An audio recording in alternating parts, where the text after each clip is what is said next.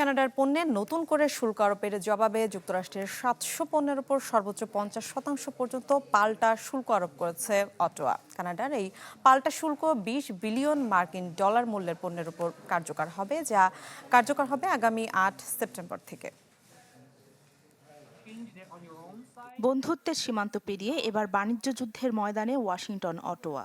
একদিকে মার্কিন president Donald ট্রাম্পের চাপ, অন্যদিকে কানাডার পাল্টা করা জবাব। সম্প্রতি যুক্তরাষ্ট্রের নতুন শুল্কের জবাবে প্রায় ২০ বিলিয়ন মার্কিন ডলারের পণ্যে নতুন শুল্ক আরোপের ঘোষণা দিয়েছে অটোয়া। পাল্টা শুল্কের তালিকায় আছে ৭ শতাধিক মার্কিন পণ্য। এসব পণ্যে ১৫, ২৫ ও ৫০% পর্যন্ত শুল্ক আরোপ করা হয়েছে। কানাডার বিভিন্ন পণ্যের ওপর ৫০% শুল্ক আরোপের জবাবেই এমন সিদ্ধান্ত জানিয়েছেন দেশটির অর্থমন্ত্রী ফ্রাঁসোয়া ফিলিপ শ্যাম্পেন। ঢালাইয়ে দৃঢ়তা, নির্মাণে নিশ্চয়তা, প্রিমিয়ার সিমেন্ট, ঢালাইয়ের রাজা।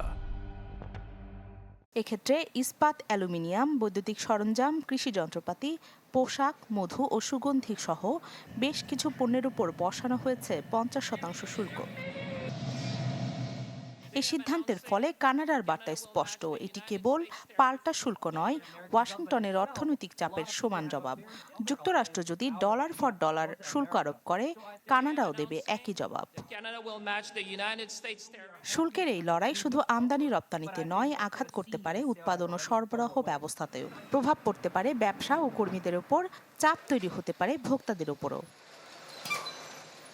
বিশেষজ্ঞদের মতে পাল্টাপাল্টি শুল্ক আরোপের সবচেয়ে ঝুঁকিতে পড়বে দুই দেশের আন্তঃনির্ভরশীল শিল্প খাত। বাড়তে পারে উৎপাদন ব্যয়, ব্যাহত হতে পারে সরবরাহ ব্যবস্থা। এখানেই শেষ নয়, পরবর্তীতে ওয়াশিংটন ও অটোয়ার মধ্যে আলোচনা ব্যর্থ হলে আরও কঠোর পদক্ষেপ আসতে পারে। যুক্তরাষ্ট্র কানাডার এই শুল্ক যুদ্ধ কোথায় গিয়ে থামবে তা নির্ভর করছে আলোচনার টেবিলে দুই পক্ষ কতটা ছাড় দিতে প্রস্তুত তার উপর।